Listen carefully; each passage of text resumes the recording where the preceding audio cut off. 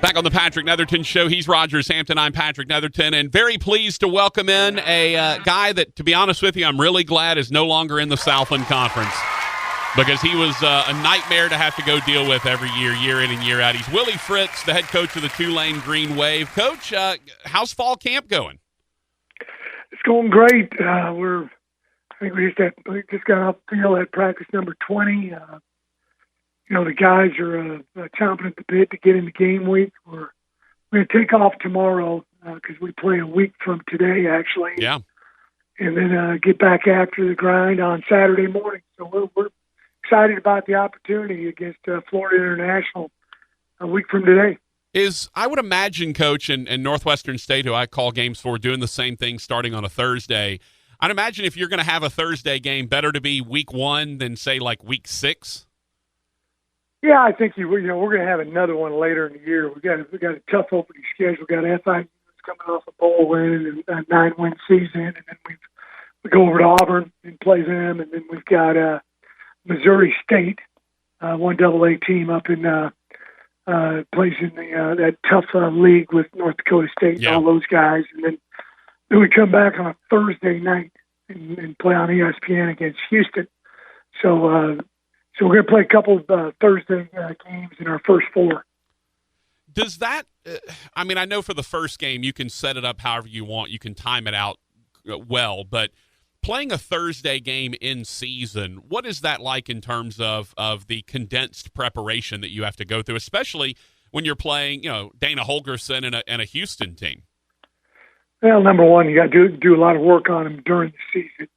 During the off season, you got to really formulate your game plan and be ready to jump right into it when you go to work on Sunday. And I think a mistake that I made early in my career was, trying to do too much and fit too much in that week. You're just not going to be able to do it. The guys don't come out and play fresh. And so you just got to understand you're just not going to be able to do as much in that short week. And hopefully you've done a good job with prep in the summer. And now you just really focus on their first 3 games of the season and not trying to formulate a game plan. You've already got about a 90% game plan walking into that week. Coach, you ended the season on quite a high note, taking down Louisiana Lafayette in the Cure Bowl. Your team, you had that dramatic win against Navy just to get bowl eligible and get into the Cure Bowl. It seemed like the stretch run for your team was great in terms of momentum going into the offseason. Is it hard to carry momentum all the way from last season through spring ball, through summer, and into fall camp, or do you feel that you're still getting a bump from the end of last season now? We might be getting a bump. I'm not sure. The year before we finished the year out in a really tough fashion. We thought we scored a touchdown on the last play of the game.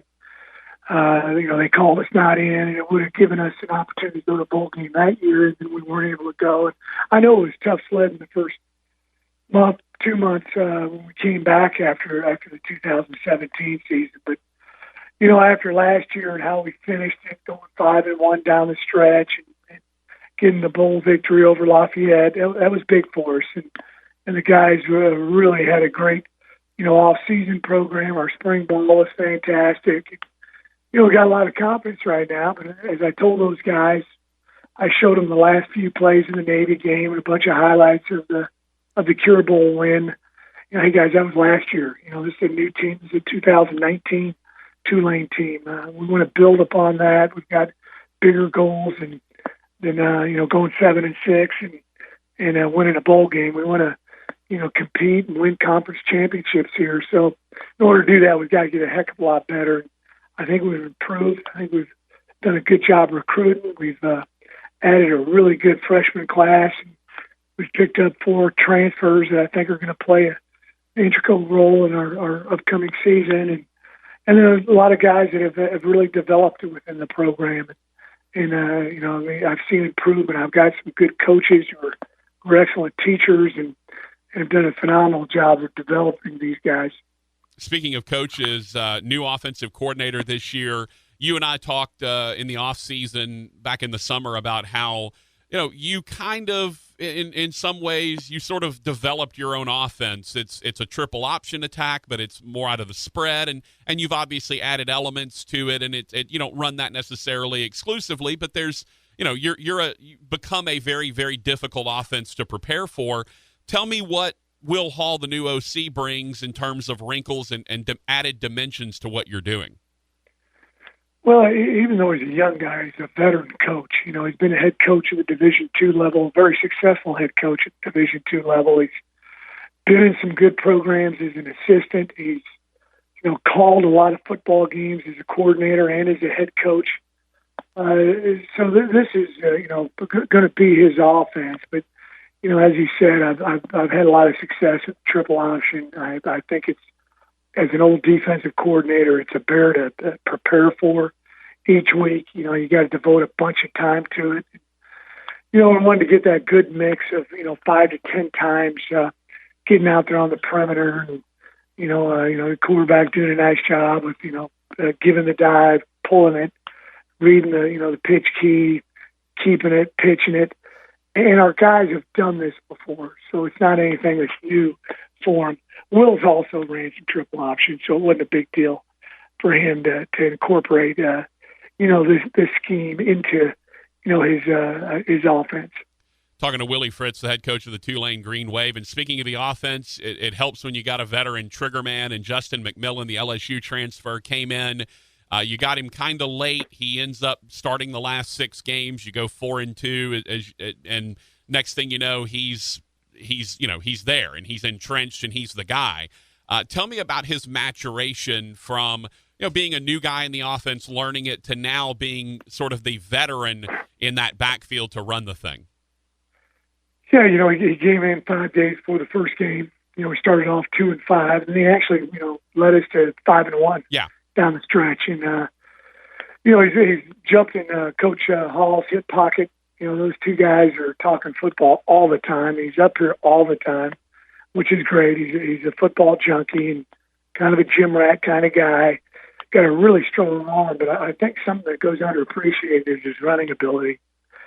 Sometimes he gets bogged down in the big difference between NFL football and college football. That quarterback taking off and running with it, and big plays can occur when that happens. He had a couple of really big runs in the Cure Bowl, that really helped us out. And you just got to be decisive. You're going through your progression, and one's not open, two's not open, three not open, and you got some kind of gap. Take it, go. And with his speed, he's a legit 4 or 5 guy. He's going to gain a bunch of yards for you, but he's also got a great arm. Good accuracy, and we've got some excellent receivers, and I think that's the same thing I'm, looking forward to the most is we feel like we're going to be able to run the ball effectively with our large stable of running backs, but also be able to throw the ball effectively. Coach, everyone talks about the triplets. That's what we hear all about, going way back to the Cowboys with Aikman and Irvin and Emmitt Smith. I would say your triplets are as good as anyone's got in the league, maybe even maybe sneakily in the country. Yeah, we got some really good backs, led by Darius Bradwell. Darius had, almost 1,200 yards for us last year, big bruising back. He's about 235 pounds and really runs with power. And he's got, enough quickness. He can get out on the perimeter. But I got a bunch of good backs. We got Stephon Hutterson, who's got a lot of experience. Amari Jones, really came into his own the last 3 or 4 weeks of the season. We got another kid named Corey Dauphine who rushed for 750 yards in, I believe, 9 games. He was banged up. Didn't get a chance to play in 3 of them and averaged over 6 yards a carry. If he'd have been healthy the whole season, he probably would have had 1,000 yards as well. So we got a lot of good backs. And then receiver-wise, Darnell Mooney, I think he's the guy you're alluding to. Started the triplets for us. He had 1,000 yards receiving. I think he was second or third in the nation in yards per catch. He averaged 20.4 yards per catch. And then we added a guy, Jalen McCleskey. His father's one of my coaches, J.J. McCleskey. Yeah, played former, the Saints, Arkansas? played the Cardinals.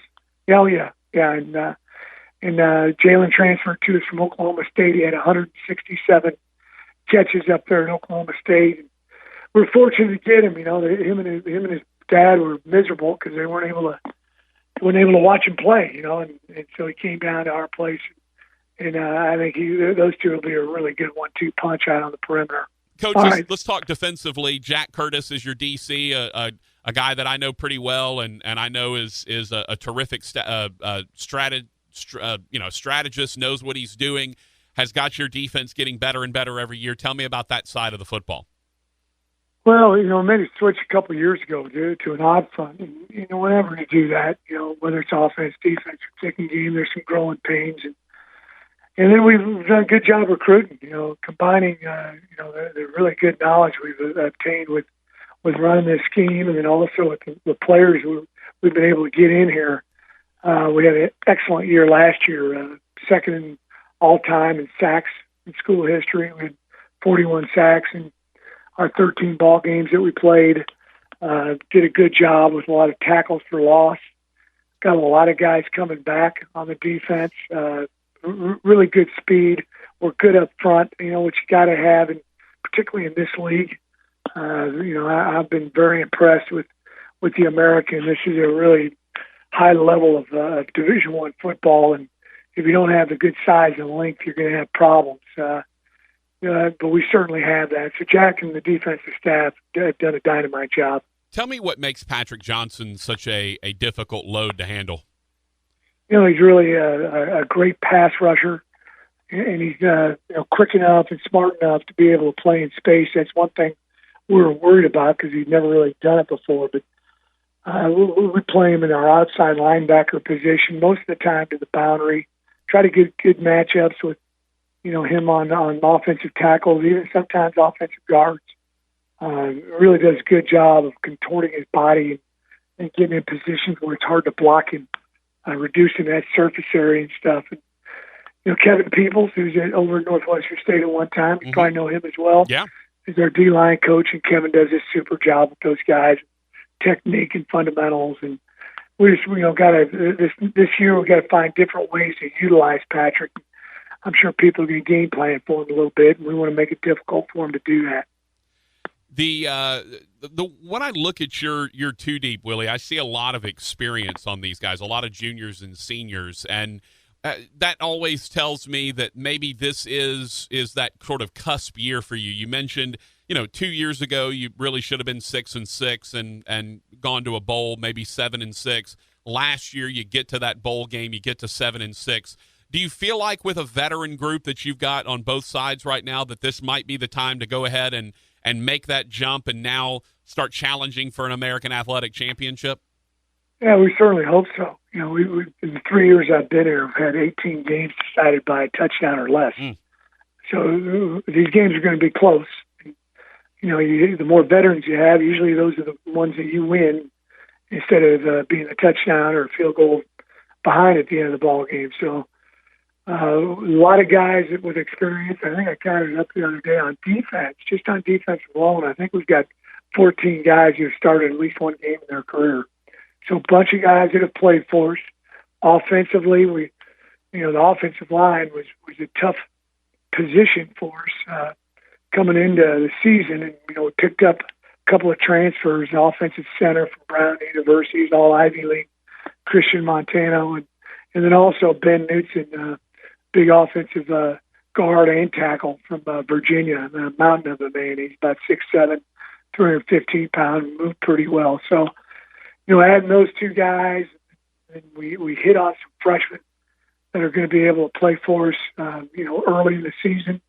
I don't think that's going to be a position of weakness for us. I think it can be a position of strength. So a lot of guys coming back with experience on both sides of the ball and in the kicking game as well.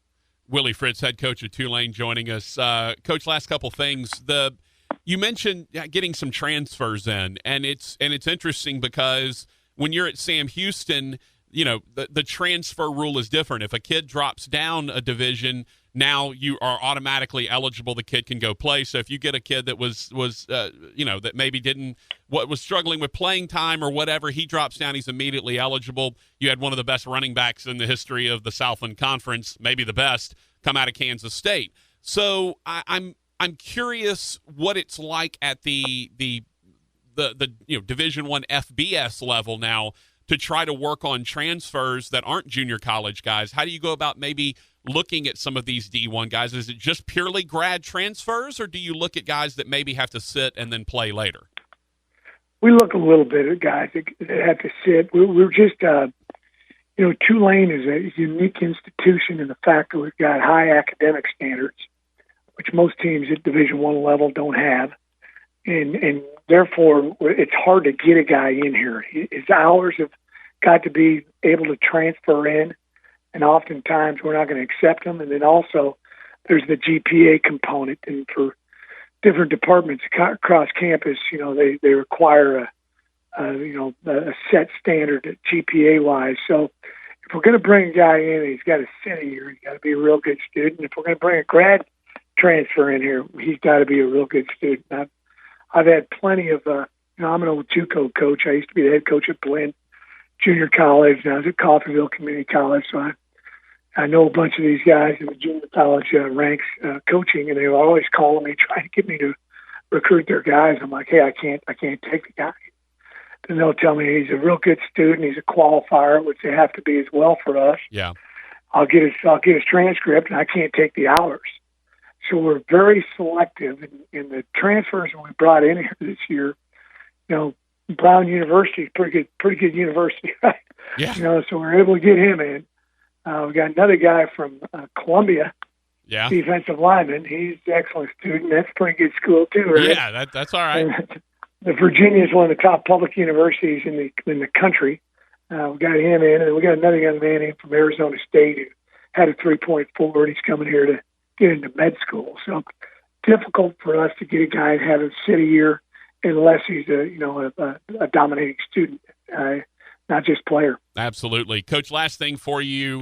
We talked to Matt Viator, who I know you know very well up at Monroe, and I complimented him on, and I know it wasn't necessarily his decision, but the ULM went to the retro colors, the retro logo, and it was a big hit. Y'all went to the old Angry Wave, which is one of my favorite logos in all time, and you paired it with a white helmet with that Angry Wave logo. I've got to imagine the response has been overwhelmingly positive, Coach. I think it's one of the sharpest helmets that you're going to see in football. I'm gonna give my athletic director all the kudos on that. He's the one who brought the Angry Wave back. They hadn't had it here for 30 years or something. And he goes around and talks to people. He says it's the only thing he's ever done where no one's complained about it. Normally someone complains about any change he makes as an administrator, and he hasn't ever heard a negative comment about it. So, yeah, I think it looks good. Our equipment staff does a super job with all these things. I'm kind of an old school guy. I've been head coach now. This will be my 27th year as a head football coach, and I just want to make sure we all look the same. I don't even make decisions on what we wear. I let my AD and our equipment guys and our players do all that. I just want us to look the same. We got 4 different helmets that we wear. Yeah. We've got all sorts of jerseys and pants and shoes, and I used to always remind our guys, hey, it's a lot more important to play good than look good. And so let's don't forget that fact. So. I think that helmet looks sharp. I'm in my office right now. I'm looking at it right now. But we got a lot of other helmets that we put on display for games as well. Yeah. Who decides what the coaches wear, by the way? We wear the same thing every week. Oh, okay. So, as long as it fits. There you go. There you go. Well, that's what training camp's for, Willie. You got to get lose really those last bit of winter weight, right?